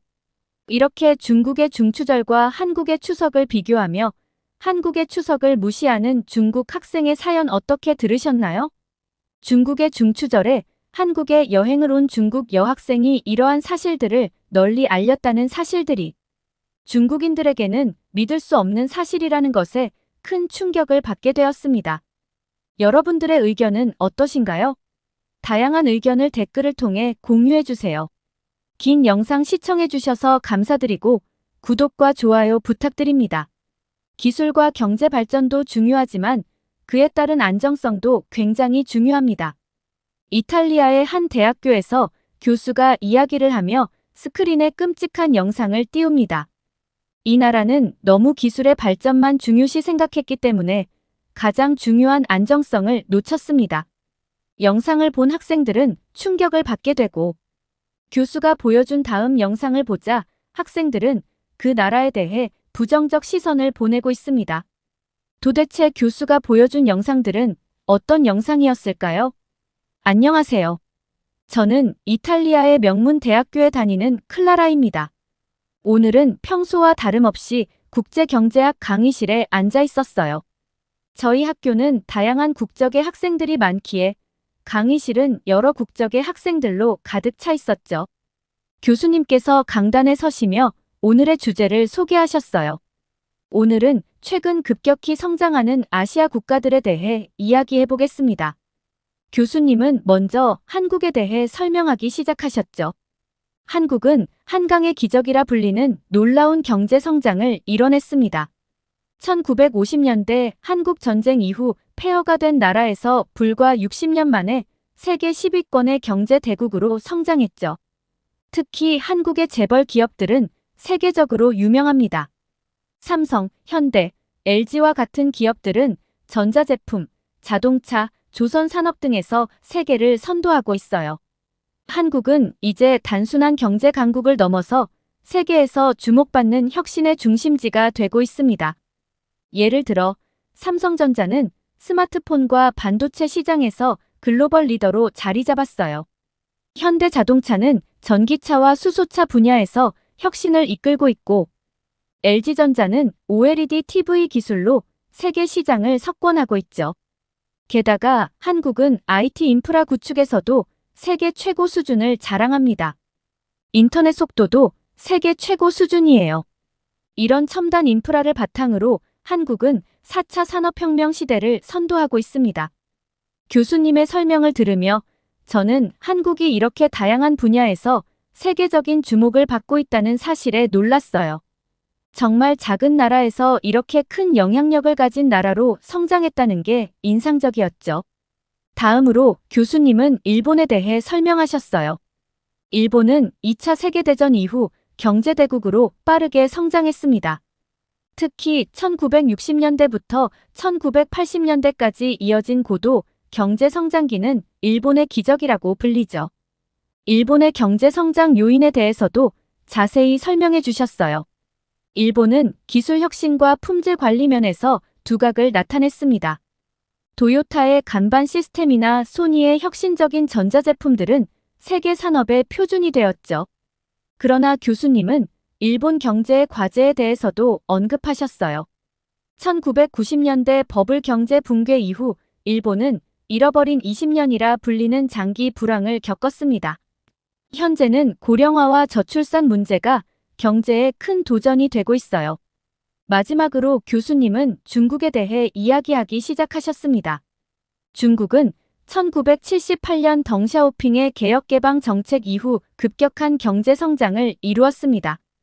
현재는 미국에 이어 세계 2위의 경제 대국이 되었죠. 교수님은 중국의 경제 성장 요인들을 하나씩 짚어 나가셨어요. 중국의 성장은 풍부한 노동력, 해외 직접 투자 유치, 수출 주도형 경제 정책 등에 기인합니다. 특히 선전, 상하이 같은 경제 특구를 중심으로 한 발전 전략이 큰 성공을 거뒀어요. 그러나 교수님은 중국 경제의 과제도 함께 언급하셨습니다. 최근 중국은 경제 성장률 둔화, 부동산 버블, 지역 간 불균형 발전 등의 문제에 직면해 있습니다. 또한 미국과의 무역 갈등도 중요한 이슈죠. 그때였어요. 갑자기 중국 유학생 지혜가 손을 들고 일어났습니다.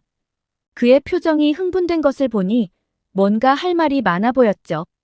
교수님께서 지혜에게 발언 기회를 주셨고 강의실의 분위기가 순식간에 긴장감 있게 변했어요. 지혜가 손을 들자 교수님께서 고개를 끄덕이며 말씀하셨어요. 네, 지혜 학생. 무슨 말씀을 하고 싶으신가요? 지혜는 자리에서 벌떡 일어나 흥분된 목소리로 말하기 시작했어요. 교수님, 중국의 경제 성장에 대해 더 말씀드리고 싶습니다. 중국은 정말 대단한 나라예요. 아시아에서 가장 강하고 혁신적인 나라죠. 특히 한국 같은 나라와는 비교도 안 됩니다. 그의 말에 강의실 전체가 술렁이기 시작했어요. 지혜는 아랑곳하지 않고 계속 말을 이어갔죠. 우리는 인구도 많고 영토도 넓고 경제 규모도 훨씬 커요. 하지만 그게 다가 아닙니다. 중국은 이제 4차 산업혁명의 선두주자예요. 인공지능, 빅데이터 기술에서 우리는 세계를 선도하고 있죠. 알리바바, 텐센트, 화웨이 같은 우리 기업들은 이미 글로벌 시장을 장악했어요. 특히 화웨이의 기술은 세계 최고 수준이죠. 우리의 모바일 결제 시스템은 이미 현금 없는 사회를 실현했고 공유경제 모델은 전 세계로 확산되고 있어요. 게다가 우리의 우주개발 기술도 놀랍습니다. 우리는 이미 달에 착륙했고 화성 탐사도 성공적으로 진행 중이에요. 2030년까지는 우주 강국이 될 거예요.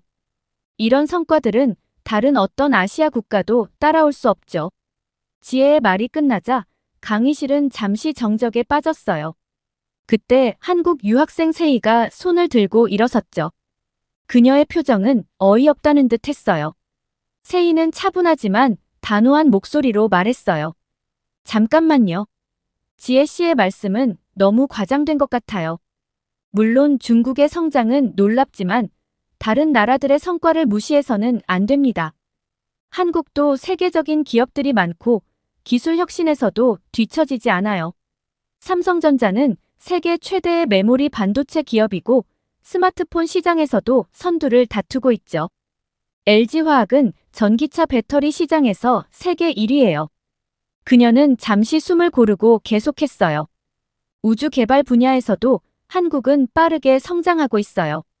우리는 자체 개발한 누리호 발사에 성공했고 달 궤도선 다누리도 발사했죠. 2030년까지 달 착륙을 목표로 하고 있어요. 중요한 건 어느 나라가 더 뛰어나다는 게 아니라 각국이 어떻게 협력하며 발전할 수 있느냐 하는 거예요. 우리는 서로의 장점을 인정하고 배워야 해요. 세희의 말이 끝나자 강의실은 다시 술렁이기 시작했어요. 학생들 사이에서 작은 토론이 벌어지는 것 같았죠. 지혜와 세희는 서로를 바라보며 팽팽한 긴장감을 유지하고 있었어요. 강의실의 긴장감이 고조되자 교수님께서 말씀하셨어요. 여러분, 잠시 진정하세요. 지혜 학생과 세희 학생, 두 분 모두 자국에 대한 자부심이 대단하군요. 그리고 두 나라가 이룩한 경제적 성과는 정말 놀랍습니다. 하지만 우리가 간과하지 말아야 할 중요한 점이 있습니다.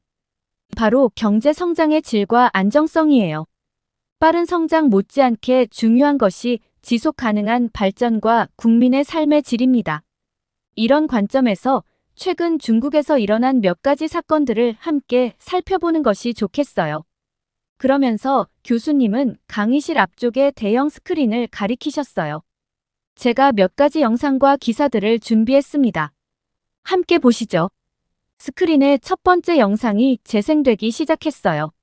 주차장에 세워진 전기차에서 갑자기 연기가 피어오르더니 순식간에 불길에 휩싸이는 장면이었죠. 이건 지난달 베이징에서 있었던 일입니다. 중국에서 생산된 전기차의 배터리 결함으로 인한 자연 발화 사고예요. 이런 사고가 최근 2년간 30% 이상 증가했다고 합니다. 다음 영상으로 넘어갔어요. 이번엔 도로 위를 달리던 승용차에서 갑자기 불이 나는 장면이었죠. 이건 지난주 광저우에서 있었던 일입니다. 중국산 내연기관 차량의 엔진에서 불이 난 거예요. 이런 사고도 최근 급증하고 있습니다. 그 다음으로 보여주신 건 뉴스 기사였어요. 헤드라인은 중국 최대 부동산 개발업체 헝다그룹 파산 선고였죠. 교수님이 설명하셨어요. 헝다그룹의 파산은 중국 부동산 시장과 전체 경제에 큰 충격을 주고 있습니다. 이 회사 하나만이 아니에요. 최근 2년간 약 2,000개의 중소건설사들이 파산했습니다. 이로 인해 수많은 사람들이 일자리를 잃었고 주택 구입자들은 입주도 못한 채 대출금만 갚아야 하는 상황에 처해 있죠. 다음 영상은 충격적이었어요. 한 아파트 건물이 갑자기 무너져 내리는 장면이었죠. 교수님의 설명이 이어졌어요. 이건 작년 후난성에서 있었던 일입니다. 준공된 지 겨우 7년 된 아파트가 무너진 거예요. 다행히 인명피해는 없었지만 조사 결과 건설 과정에서 심각한 부실 공사가 있었던 것으로 밝혀졌습니다. 그 다음 영상은 한 남성이 콘크리트 벽을 맨손으로 부수는 장면이었어요. 교수님이 말씀하셨죠. 이건 저장성의 한 건설 현장에서 찍은 영상입니다. 보시다시피 콘크리트 벽이 마치 스티로폼처럼 쉽게 부서지고 있어요. 이런 부실 공사 사례가 최근 계속 보고되고 있습니다. 이어서 보여주신 건 긴 줄을 서 있는 사람들의 모습이었어요. 이건 지난주 상하이의 한 은행 앞 모습입니다. 부실 대출로 인해 은행이 파산 위기에 처하자 예금을 인출하려는 사람들이 몰린 거예요. 이런 일이 중국 전역에서 산발적으로 일어나고 있습니다. 마지막으로 보여주신 건 쓰레기 더미 속에 버려진 수많은 공유 자전거들의 모습이었어요. 이건 중국의 공유경제 붕괴를 상징적으로 보여주는 장면입니다. 불과 3년 전만 해도 중국의 공유경제는 세계를 선도한다고 평가받았죠. 하지만 지금은 무분별한 확장으로 인한 부작용들이 나타나고 있습니다. 영상과 기사들을 다 보여주신 후 교수님은 다시 학생들을 향해 말씀하셨어요. 여러분, 제가 이런 사례들을 보여드린 이유는 중국을 비난하거나 폄하하려는 게 아닙니다. 빠른 경제 성장의 이면에 숨겨진 위험성을 함께 생각해 보자는 거예요. 교수님은 잠시 생각에 잠기셨다가 다시 말씀을 이어가셨어요. 경제 성장은 중요합니다. 하지만 그 과정에서 안전과 삶의 질, 환경 보호 등이 희생되어서는 안 돼요. 지속 가능한 발전이란 바로 이런 모든 요소들이 균형을 이루는 것을 말합니다. 그러면서 교수님은 지혜와 세희를 번갈아 바라보셨어요. 두 학생 모두 자국에 대한 자부심이 대단하군요. 그건 아주 좋은 일입니다. 하지만 우리는 항상 비판적 시각을 가지고 현실을 바라볼 줄 알아야 해요. 자국의 장점은 살리되 단점은 겸허히 인정하고 개선해 나가는 자세가 필요합니다. 교수님의 말씀이 끝나자 강의실은 잠시 정적에 빠졌어요. 그때 지혜가 다시 손을 들었죠. 교수님, 죄송하지만 저는 이 영상들의 진실성에 의문이 듭니다. 이런 일들이 실제로 일어났다는 증거가 어디 있나요? 인터넷에는 가짜 뉴스가 너무 많아요. 이런 영상들은 중국을 폄하하려는 의도로 만들어진 것 아닐까요? 지혜는 더욱 자신감 있게 말을 이어갔죠. 오히려 저는 한국에서 일어난 심각한 사건들에 대해 들은 적이 있어요. 예를 들어 작년에 서울의 한 지하철역에서 대규모 침수 사고가 있었다고 들었어요. 수백 명의 시민들이 물에 갇혔다던데 정말 끔찍한 일이죠. 그리고 얼마 전에는 한국의 한 대형 백화점 주차장이 붕괴되어 많은 사상자가 났다고 들었어요. 또 한국의 여러 아파트에서 난방이 끊겨 주민들이 추위에 떨었다는 뉴스도 봤고요. 이런 일들이 선진국이라고 우기는 한국에서 일어났다는 게 믿기지 않아요. 지혜의 말이 끝나자마자 세희가 손을 번쩍 들었어요. 그녀의 얼굴은 약간 상기된 듯 했지만 목소리는 여전히 차분했죠. 지혜 씨, 말씀하신 사건들에 대해 정확히 설명드리겠습니다. 네, 그런 사고들이 있었던 것은 사실이에요. 하지만 상황을 정확히 아셔야 해요. 세희는 차분히 설명을 시작했어요. 서울 지하철 침수 사고의 경우 실제로 큰 피해는 없었어요. 빠른 대피와 신속한 복구 작업으로 인명피해는 전혀 없었고 지하철 운행도 빠르게 정상화되었죠. 정부와 서울시는 이후 폭우 대비 시설을 대폭 보강했고요. 그녀는 이어서 말했어요. 백화점 주차장 붕괴 사고도 안타까운 일이었지만 신속한 구조 작업으로 인명피해를 최소화했어요. 정부는 즉시 전국의 모든 노후 건물에 대한 안전 점검을 실시했고 피해자들에게는 충분한 보상이 이루어졌죠. 난방 중단 사건의 경우 일부 지역에서 잠시 있었던 일이에요. 하지만 정부와 기업이 신속하게 대응해 단 하루 만에 모든 가구의 난방이 복구되었어요. 그리고 피해 주민들에게는 충분한 보상과 함께 공식 사과가 있었죠. 세희의 설명이 끝나자 교수님이 끼어드셨어요. 두 학생 모두 좋은 지적을 해주었네요. 우리가 이런 논쟁을 할 때는 정확한 사실 확인이 중요해요. 자, 함께 찾아볼까요?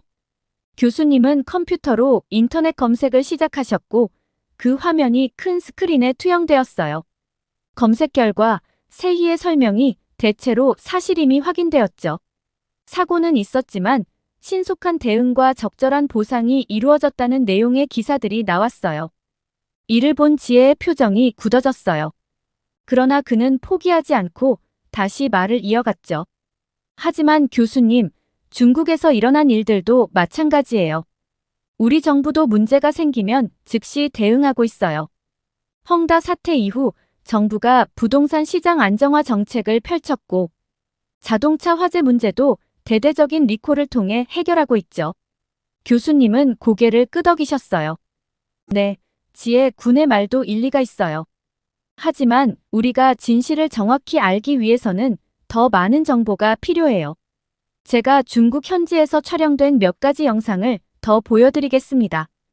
교수님이 보여주신 첫 번째 영상은 충격적이었어요. 한 아파트 단지에서 수백 명의 주민들이 항해 시위를 벌이고 있었죠. 한 주민이 카메라를 향해 외쳤어요. 우리는 10년 전에 이 아파트를 샀지만 아직도 지어지지 않았어요. 우리의 돈은 어디로 갔나요? 두 번째 영상은 한 도시의 전경을 보여주고 있었어요. 수십 개의 고층 건물들이 절반쯤 지어진 채 방치되어 있었죠. 내레이션이 들렸어요. 이것이 중국의 귀신 도시입니다. 부동산 거품으로 인해 완공되지 못한 채 버려진 도시들이죠.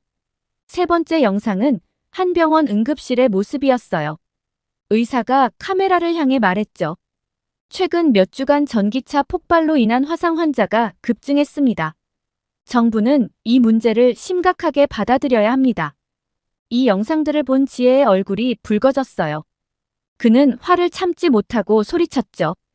이건 다 옛날 일이에요. 지금은 달라졌다고요. 그러자 교수님이 차분히 대답하셨어요. 지혜 군. 이 영상들은 모두 지난 3개월 안에 촬영된 것들입니다. 그리고 이런 문제들이 단기간에 해결되기는 어려워요. 중요한 건 이런 문제들을 인정하고 개선해 나가는 자세입니다. 교수님의 말씀에 지혜는 할 말을 잃은 듯 했어요. 그의 얼굴에는 혼란스러운 표정이 역력했죠. 강의실의 다른 학생들도 복잡한 표정으로 서로를 바라보고 있었어요. 지혜는 잠시 침묵하다가 다시 입을 열었어요. 하지만 교수님, 우리 정부는 이런 문제들을 해결하기 위해 최선을 다하고 있어요.